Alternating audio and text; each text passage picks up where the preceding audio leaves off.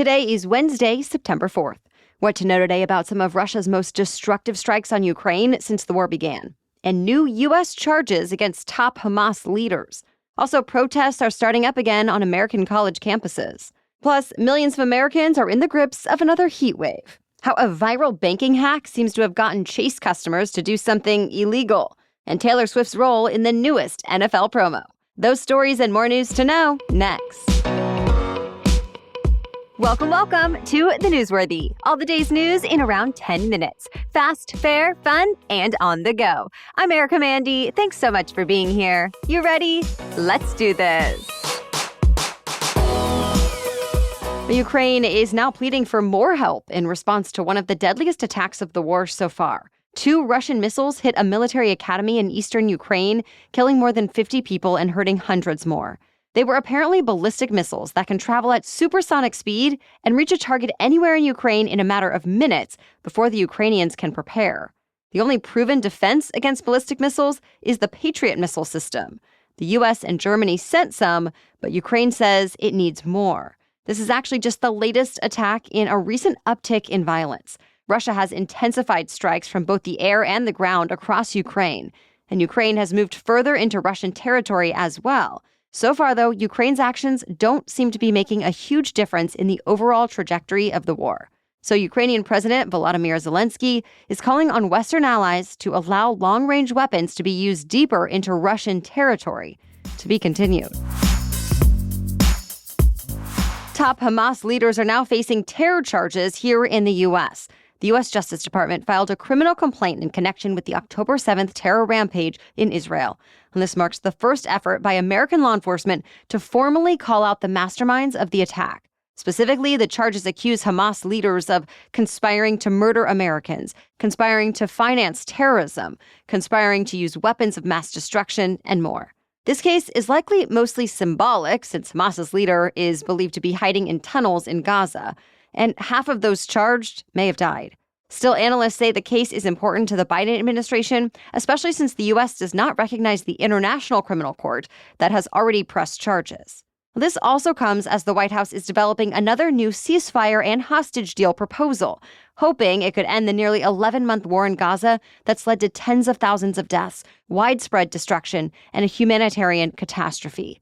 U.S. officials say they don't expect the new charges to impact ongoing negotiations. Columbia University students officially began the school year this week, and with that, they saw more protests and extra security.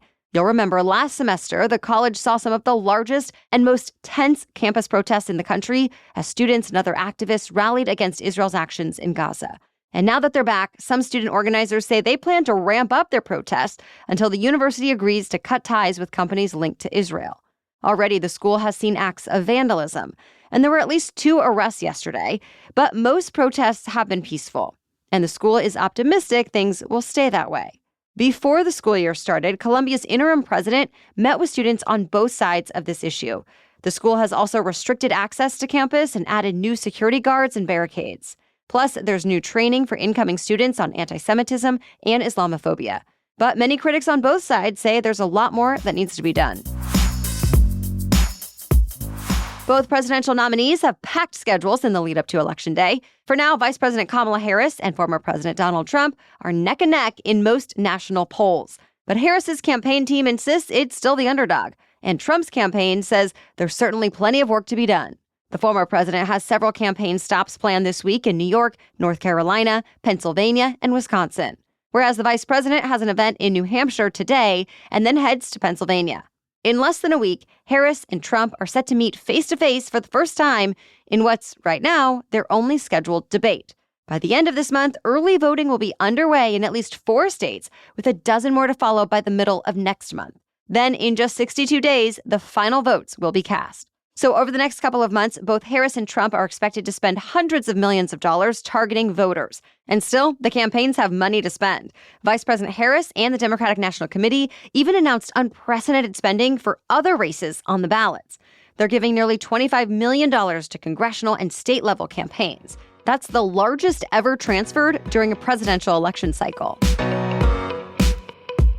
Once again, the American Southwest could be in for record-breaking heat. Over the next couple of days, temperatures in cities like Los Angeles, Las Vegas, and Phoenix could be 10 to 20 degrees above normal.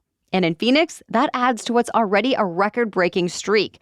Yesterday, the city hit its 100th straight day of temperatures over 100 degrees. Forecasters say the most intense period of this heat wave is likely to wane by early next week. But longer-range outlooks show there will likely be more heat events throughout the month. More news is still coming up, but first, I want to take a moment to talk about our sponsor. Lumen is the world's first handheld metabolic coach. It's a device that measures your metabolism through your breath. And on the app, it lets you know if you're burning fat or carbs and gives you tailored guidance to improve your nutrition, workout, sleep, and even stress management.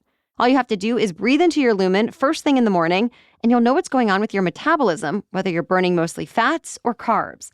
Then, Lumen gives you a personalized nutrition plan for that day based on your measurements. You can also breathe into it before and after workouts and meals, so you know exactly what's going on in your body in real time. Your metabolism is actually your body's engine. It's how your body turns the food you eat into fuel that keeps you going. It's so interesting to see how my score on my Lumen lines up with my energy levels, quality of sleep, and more. So I love when I can have insights and personalized guidance to improve those very impactful factors in my overall health. So if you want to take the next step in improving your health, go to lumen.me/newsworthy to get 15% off your Lumen. That's lumen.me/newsworthy for 15% off your purchase. Thank you, Lumen, for sponsoring this episode. Now back to the news. The Titanic may have sunk more than a century ago, but researchers are still turning up new discoveries in its wreckage. The American company that has salvage rights to the shipwreck, called RMS Titanic, completed its 9th remote imaging expedition at the bottom of the Atlantic. Artifacts were scouted in hopes of one day recovering them. One of those artifacts was a 2-foot-tall bronze statue known as Diana of Versailles. The statue once stood on top of the fireplace in the first-class lounge. The mission also produced more than 2 million high-res photos of the shipwreck, which has decayed significantly over the years. In fact, a large piece of railing around the Titanic's iconic bow has fallen to the ocean floor. It's the section made famous in the movie Titanic when Jack held Rose over the front of the ship. And more decay is inevitable. So RMS Titanic says it will continue to analyze its photos to help preserve the ship's history. Social media accounts designed to look like American voters are actually part of a long-running Chinese influence operation that's even more widespread than previously thought. That's according to a new report from the research company Graphica. The accounts are part of a campaign called Spamouflage, which takes many forms across different social media platforms. The report says the accounts usually claim to be American, and they tend to post large amounts of seemingly unrelated content mixed with political misinformation. They hit on hot-button topics like gun control, racial inequality, homelessness, U.S. support for Ukraine, American policy toward Israel, and more. Analysts say the ultimate goal is not to support one party or another. It's to divide the American public with misinformation and undermine election integrity. Most prominent social media platforms, including X, TikTok, Instagram, and YouTube, have already banned at least some accounts associated with this spamouflage. But some videos have attracted millions of views. And it's not clear exactly how many China-backed profiles are out there. China defends itself, though, saying the report is not true and full of prejudice against China. Spamouflage has been around for at least 5 years, but Graphica says the campaign has not had a serious impact on American politics. So far, at least. There's a viral trend telling people how to take advantage of a supposedly faulty Chase Bank system to get free money. Well, turns out it's just check fraud. Basically, TikTok users said Chase customers could deposit large checks they wrote themselves, then withdraw the amount made available immediately. Instagram and TikTok featured dozens of videos showing people withdrawing handfuls of cash and throwing it in the air to celebrate. But Chase Bank is now urging its customers not to try this, saying it's nothing more than check fraud. And when the checks inevitably bounce, customers end up on the hook for all the money they withdrew. So people find themselves with their accounts frozen or negative balances. And financial experts say they could face criminal charges for check fraud. DirecTV is now offering money to anyone affected by the blackout that kept millions of customers from watching sports and other shows over the weekend. As we told you yesterday, Disney pulled its channels, including ESPN, ABC, FX, and more, off of DirecTV because of a contract dispute. Now, DirecTV will give customers at least a $20 credit on their bill to compensate for this outage. There's still no news on when Disney and DirecTV will reach an agreement, but as the NFL season gets closer, the television provider reminded its customers that Disney only has rights to one game a week. To claim the $20 credit on a future bill, customers do have to go to a special website and enter their account information. A link to that site is in our episode notes.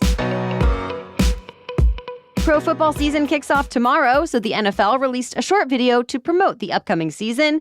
But many fans pointed out that the most prominently featured person in the video doesn't even play football. Yet, more than anyone else, the video shows pop star Taylor Swift, who's dating Kansas City Chiefs player Travis Kelce. Swift shows up 5 times, while last year's MVP Lamar Jackson and Super Bowl winning quarterback Patrick Mahomes appear once each. Comments on the video ranged from outraged to confused to excited, with some railing against the influence the pop star has had on the league since she and Kelce started dating, and others saying they're hyped.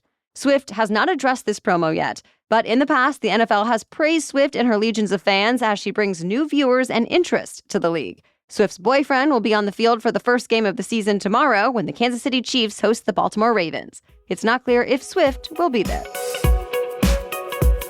And that's it for the main news today, so now it's time for Work Wednesday, when we break down one interesting career or work-related news story every Wednesday. But first, a quick break for our sponsor. The first time I checked out all that Quince had to offer, I was so impressed with the variety of options, the style, and the quality of all the pieces, and the price. So now, as I work to shift my wardrobe from summer to fall, Quince is my go-to, always offering timeless and high-quality items I adore. Think cashmere sweaters from $50, pants for every occasion, washable silk tops, and so much more. The best part? All Quince items are priced 50 to 80% less than similar brands. By partnering directly with top factories, Quince cuts out the cost of the middleman and passes the savings onto us. And Quince only works with factories that use safe, ethical, and responsible manufacturing practices and premium fabrics and finishes. I love that I've been able to wear my washable silk tank all summer, and now I can throw my organic cotton knit blazer right over it for a perfect transition to fall. Make switching seasons a breeze with Quince's high-quality closet essentials. Go to quince.com/newsworthy for free shipping on your order and 365-day returns. That's QUINCE.com/newsworthy to get free shipping and 365-day returns. Quince.com/newsworthy. Okay, now back to Work Wednesday. Well, quitting a job is not usually very fun, no matter how bad the job is. So what if you could hire someone to quit for you? That's the idea behind new startups called quitting agencies popping up in Japan. You just pay a fee, and they tell your boss you won't be returning to work. The startups work out an end date and handle any details too, like returning equipment or accounting for unused leave. Quitting agencies like Exit and Albatross, among others, have found a steady stream of customers in Japan. There, a labor shortage means workers have more options in choosing who they work for. There are cultural factors as well, like an emphasis on politeness that makes some workers unwilling or unable to confront their bosses. So these services have become incredibly popular. On the flip side, some employers are also reaching out to quitting agencies to see if they can hire recent clients who may be looking for new work and to ask for strategies to keep workers. These startups have not made it to the U.S. yet, but popular ideas usually spread quickly. All right, thank you so much for joining us and listening today. We will catch you up on more news to know tomorrow. Until then, have a great day.